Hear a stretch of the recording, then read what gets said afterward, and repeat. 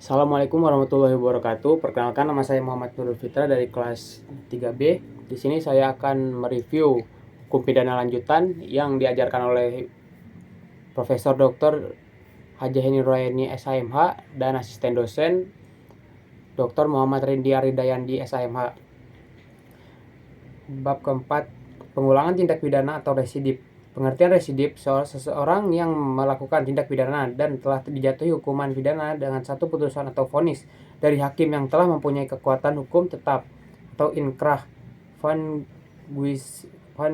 wijsed, kemudian melakukan lagi suatu tindak pidana. Jadi hampir sama dengan concursus realis, yaitu melakukan lebih dari satu tindak pidana. Perbedaannya adalah dalam residip telah ada putusan atau vonis hakim yang mempunyai kekuatan hukum yang tetap yang berupa pemindanaan terhadap tindak pidana sebelumnya. Sedangkan dalam concursus belum ada putusan atau vonis dari hakim. Residip adalah alasan untuk pemberatan pidana. B. Pembagian pengulangan atau residip. 1. Residip umum atau Allgemein Stelsel residip. Semua pengulangan terhadap jenis tindak pidana apapun dan dilakukan dalam waktu kapan saja. Pengulangan merupakan alasan pemberatan, jadi tidak disyaratkan jenis tindak pidana yang dilakukan maupun tenggangan waktu pengulangan. Dengan demikian, tidak dikenal daluarsa.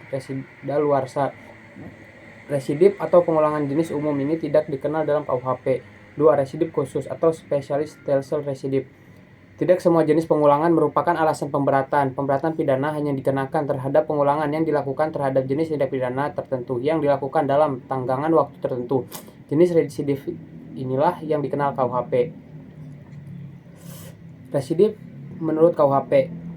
Pengulangan atau residip tidak diatur secara umum dalam buku 1 KUHP tentang ketentuan umum, tetapi secara khusus untuk tindak pidana tertentu diatur dalam buku 2 dan buku 3 KUHP. Selain itu, KUHP juga mensyaratkan tenggangan waktu pengulangan tindak pidana tertentu. Dengan demikian, KUHP menganut sistem residip khusus, artinya pemberatan pidana hanya dikenakan pada pengulangan jenis-jenis tindak pidana tertentu saja, jenis-jenis tindak pidana tertentu saja dan dilakukan pada tenggangan waktu tertentu.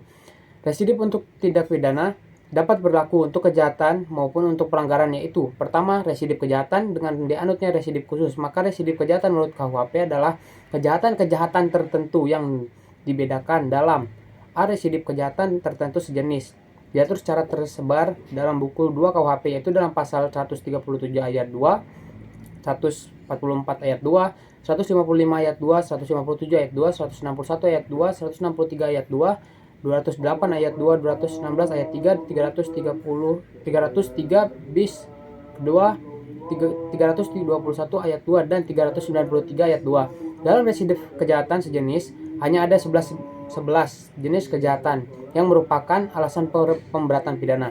Syarat-syarat residip adalah pertama, kejahatan yang diulang harus sama atau sejenis dengan kejahatan terdahulu.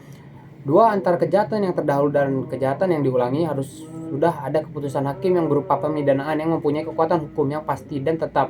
3. Pelaku kejahatan dalam menjalankan kejahatannya harus merupakan pencaharian khusus untuk pasal 216, 303 bis dan 393. Syarat itu tidak ada. 4. Pengulangan dilakukan dalam tenggangan waktu tertentu yang disebutkan untuk pasal-pasal. Pertama, 2 tahun. 2 tahun sejak adanya keputusan hakim yang pasti atau tetap. Pasal 137, 144, 208, 216, 303 bis dan 321 KUHP. Kedua, 5 tahun sejak adanya keputusan hakim yang pasti atau tetap. Pasal 155, 157, 161, 163 dan 393 KUHP. Tidak mungkin ada residip apabila keputusan hakim tidak berupa pemidanaan, melainkan vrijspraak atau pembebasan dari segala tuntutan dan pelepasan dari segala tuntutan, onslag alle rechtvervolging. Keputusan vonis hakim masih dapat berubah dengan adanya upaya-upaya hukum yang berlaku banding dan kasasi.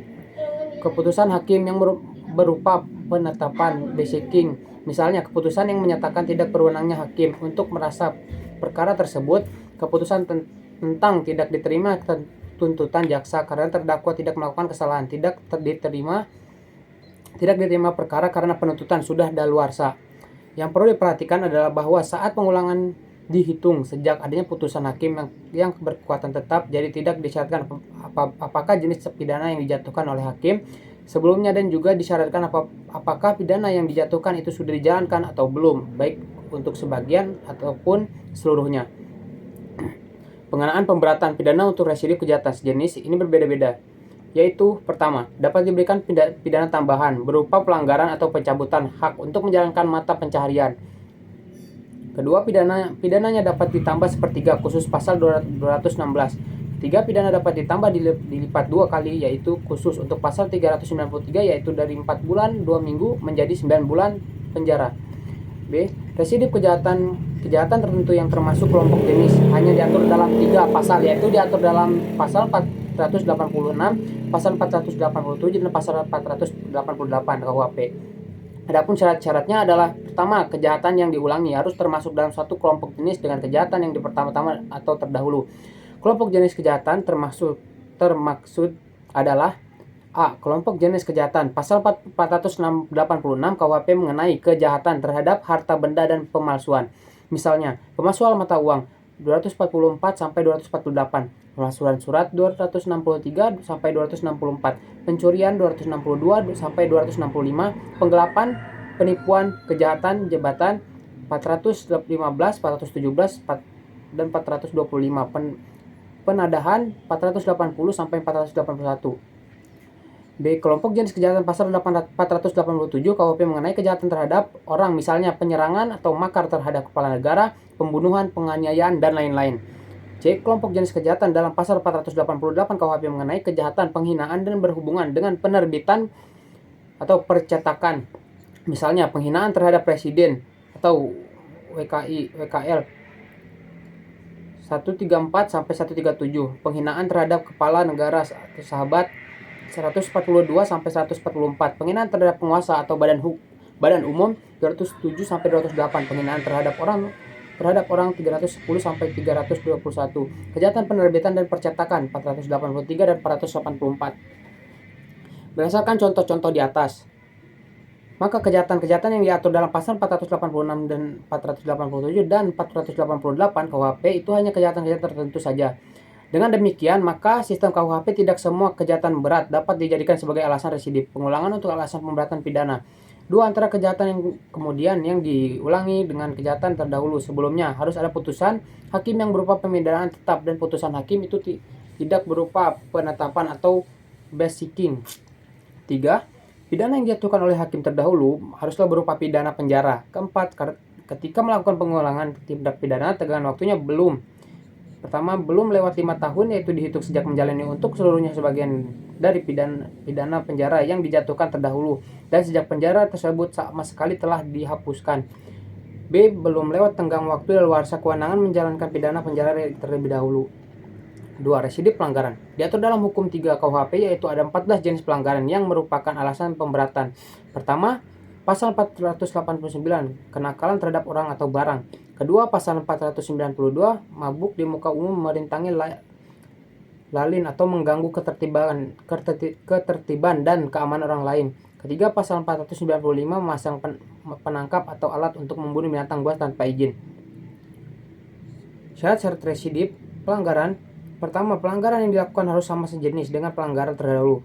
Harus ada putusan hakim yang berupa pemidanaan yang mempunyai kekuatan hukum, tetapi untuk pelanggaran yang terdahulu. 3. Tanggangan waktu pengulangan belum lewat 1 atau 2 tahun sejak adanya putusan pemidanaan yang mempunyai kekuatan hukum yang tetap, yaitu A. Belum lewat 1 tahun untuk pelanggaran-pelanggaran untuk pasal 489, 492, 495, 536, 540, 541, 544, 545, dan 549 KUHP. B. Belum lewat 2 tahun untuk pelanggaran pasal 501, 512, 516, dan 517 dan 530 KUHP. Berdasarkan uraian tersebut, maka pemberatan untuk pelanggaran A. Pertama, pidana denda diganti atau ditingkatkan menjadi pidana kurungan. B. Pidana denda atau kurungan dilipatkan jadi 2 kali. B. Residip di luar KUHP. Residip kejahatan terhadap dalam beberapa tindak pidana khusus seperti narkotika dan lain-lain untuk pengulangan, yaitu umumnya mendapat pemberatan apabila pertama, sanksi pidananya berupa pidana penjara, maka pemberatannya ditambah sepertiganya. B. Yang kedua, untuk sanksi pidananya yang berupa denda, maka pemberatannya dikali 2. 2. Residiv pelanggaran di luar KUHP. Terdapat Undang-Undang Nomor 14 Tahun 1992 dan lain-lain dengan ketentuan pemberatannya, yaitu pertama, tenggangan waktu pengulangan beragam, yaitu ada yang 1 tahun dan ada yang 2 tahun. B. Untuk pemberatannya ada yang ditambah separuh atau sepertiga dan ada yang dilipat gandakan menjadi 2. Sekian dari saya. Assalamualaikum warahmatullahi wabarakatuh.